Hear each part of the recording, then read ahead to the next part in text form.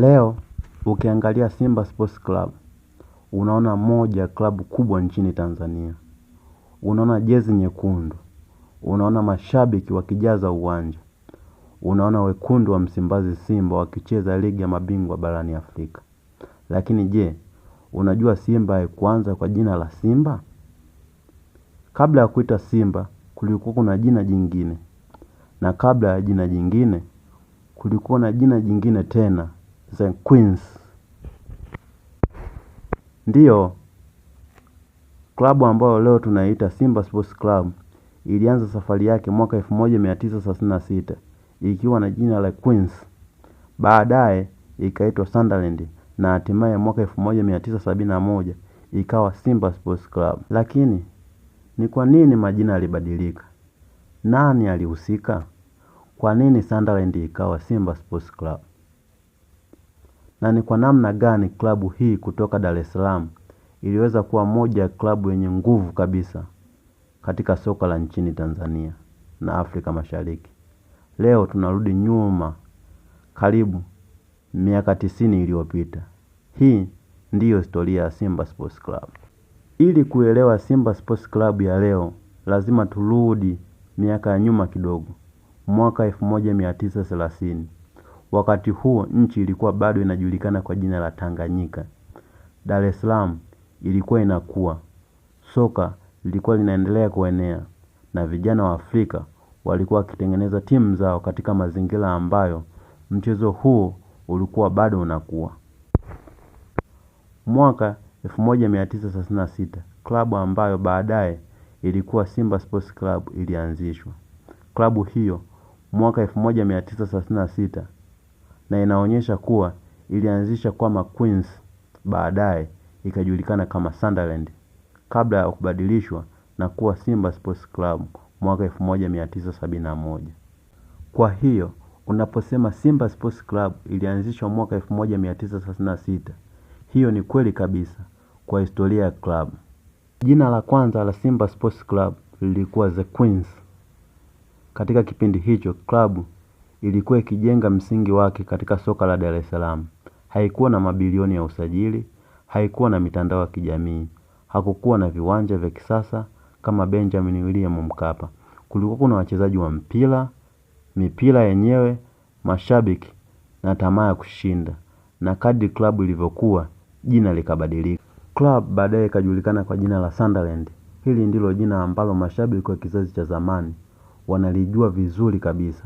Na hapa ndipo historia inaanza kuwa ya kuvutia zaidi. Kwa sababu rekodi ya mashindano ya ligi ya Tanzania, Sunderland ilikuwa tayari ikipeleka ushindani mkubwa kabla hata ya jina la Simba Sports Club halijazaliwa. Mwaka 1965, Sunderland ilitoa ubingwa wa ligi ya kitaifa na mwaka 1966 ikatoa tena. Hii ina maana kwamba klabu ambayo leo inaitwa Simba Sports Club ilikuwa tayari imeanza kuandika historia ya ubingwa kabla ya kuitwa Simba Sports Club. Fikiria hilo. Simba ya leo ina historia ya mataji ambayo inaanzia kwenye jina la Sunderland. Sunderland inakufa, Simba inazaliwa mwaka 1971. Na sasa tunafika kwenye mwaka muhimu sana. Mwaka 1971, baada ya miaka mingi ya jina la Sunderland kutumika, jina hilo likaachwa, klabu ikawa Simba Sports Club. CAF inaeleza historia ya klabu kwa mtasari zaidi. Ilianzishwa mwaka 1936 kama Queens, baadaye ikaitwa Sunderland na hatimaye ikabadilishwa jina na kuwa Simba Sports Club mwaka 1971. Jina la Simba Sports Club au Simba halikuwa jina la kawaida. Kwa Kiswahili, Simba ni mnyama anayehusishwa kuwa na nguvu, ujasiri na utawala. Club ilikuwa imepata utambulisho mpya na hapo ndipo sura mpya ya historia ilipoanza. Simba mpya ilianza na ikaanza kupigana. Baada ya kubadilisha jina, haikuwa kwamba kila kitu kilikuwa tayari. Klabu ilipaswa kuendelea kujijenga na haikuchukua muda mrefu kabla ya Simba mpya kuanza tena kushindana kwa nguvu. Mwaka 1973 Simba ilitoa tena ubingwa wa ligi. Hii ilikuwa ishara kwamba kubadilisha jina hakukuwa nguvu ya klabu. Badala yake Simba ilikuwa imeanza ukurasa mpya. Kuzaliwa kwa wekundu wa Msimbazi Simba. Kwa nini tunasema wekundu wa Msimbazi Simba? Jina hilo limejengwa kwenye vitu viwili. Kwanza, rangi nyekundu ya jezi ya nyumbani. Pili, eneo la Msimbazi ambalo limekuwa sehemu muhimu ya utambulisho wa klabu. CAF yenyewe inaeleza kwamba jina la utani la klabu ya Simba Sports Club linatokana na jezi zake nyekundu na makao yake makuu ya Msimbazi Street. Kwa hiyo, wekundu wa Msimbazi Simba si jina lililotokea tu, bali ni sehemu ya utambulisho wa club. Mwaka 1970, kipindi muhimu sana katika historia ya Simba Sports Club. Baada ya ubingwa wa mwaka 1973, Simba ikiendelea kutengeneza kikosi cha ushindani. Na rekodi ya ligi inaonyesha Simba ilitoa ubingwa tena mwaka 1976, 1977, 1978, 1979 na 1980. Hii ilikuwa moja ya vipindi vilivyojenga Simba ya sifa kama nguvu kubwa ya soka Tanzania kwa kutoa ubingwa mara 5 mfululizo. Lakini klabu kubwa pekee haipaswi kutawala nyumbani pekee, inapaswa kujaribu Afrika, na Simba Sports Club ilianza kufanya hivyo. Mashindano ya Afrika Mashariki na Kati, Sekafa, yakawa sehemu kubwa ya safari ya Simba Sports Club. Klabu ilitoa mashindano haya mara kadhaa.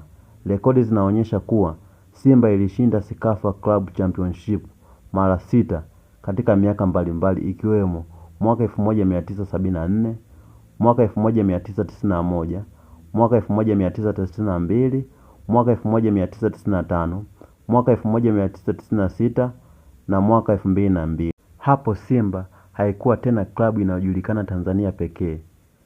Ilikuwa imeanza kujenga jina Afrika Mashariki. Mwaka 1974, Simba Sports Club ilifika nusu fainali barani Afrika. Moja ya hatua muhimu sana katika historia ya Simba ilikuja mwaka 1974. Simba ikawa klabu ya kwanza kutoka Tanzania kufika hatua ya nusu fainali ya mashindano ya klabu bingwa Afrika, mashindano ambayo baadaye yakawa ligi ya mabingwa Afrika. Hii ilikuwa hatua kubwa mno kwa sababu wakati huo Tanzania haikuwa nchi yenye nguvu kubwa ya kifedha kwenye soka kama tulivyoona leo.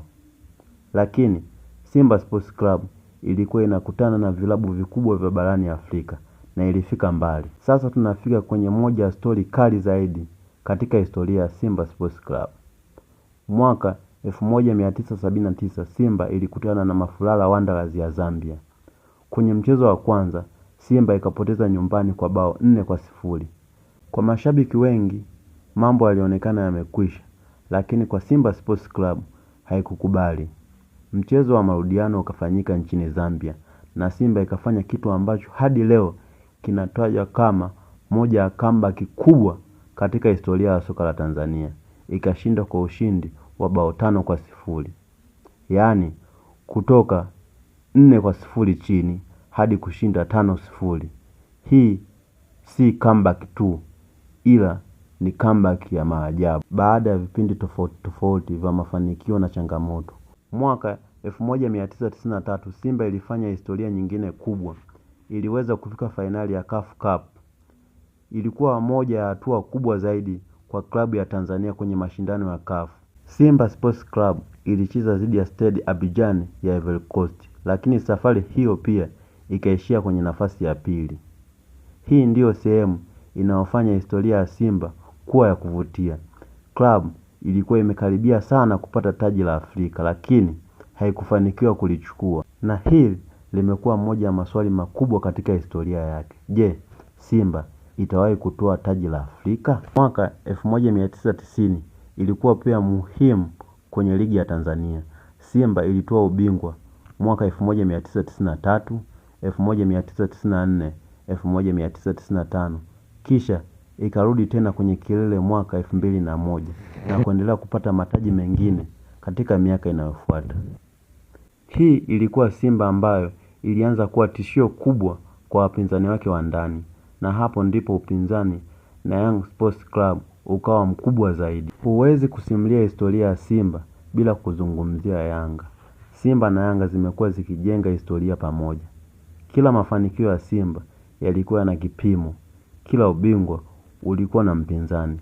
Kila dabi ilikuwa vita ya heshima, na kadri miaka ilivyopita, Kariakoo Dabi ikawa moja ya mechi kubwa zaidi Afrika Mashariki. Miaka ya 2000 ilikuwa kipindi kingine muhimu kwa Simba Sports Club. Simba ilianza kuonekana zaidi kwenye mashindano ya kimataifa. Mwaka 2003 Simba iliandika historia nyingine kubwa, ligi ya mabingwa Afrika, baada ya kuitoa Zamalek ya Misri na kufika hatua ya makundi. Fikiria uzito wa tukio hilo. Zamalek ilikuwa moja ya vilabu vikubwa barani Afrika, lakini Simba ikaweza kuiondoa. Hii ilikuwa ishara nyingine kwamba klabu kutoka Tanzania inaweza kushindana na vigogo wa Afrika. Miaka ya 2010 ikaja na mabadiliko makubwa kwenye soka la Tanzania. Simba iliendelea kushinda mataji ya ndani. Mwaka 2011, 2012. Kisha ikapita kipindi ambacho Young African Sports Club ilikuwa na nguvu kubwa ndani ya Tanzania, lakini Simba ikarudi kwa nguvu. Msimu wa 2017, 2018 Simba ikatoa ubingwa, na huo ukawa mwanzo wa kipindi kingine cha kutawala. Mwaka 2018 hadi mwaka 2021. Hiki ni kizazi ambacho mashabiki wengi wa sasa wanakijua vizuri. Simba Sports Club ikawa na kikosi chenye ushindani mkubwa. Misimu 4 mfululizo ilichukua ligi peke yake. Mwaka 2017, 2018, 2019, 2020, 2021. Misimu 4 mfululizo, na sio ligi pekee. Simba pia ilifanikiwa kufanya vizuri zaidi kwenye mashindano ya CAF. Katika miaka ya hivi karibuni, Simba ilifika hatua ya juu kwenye mashindano ya CAF mara kadhaa.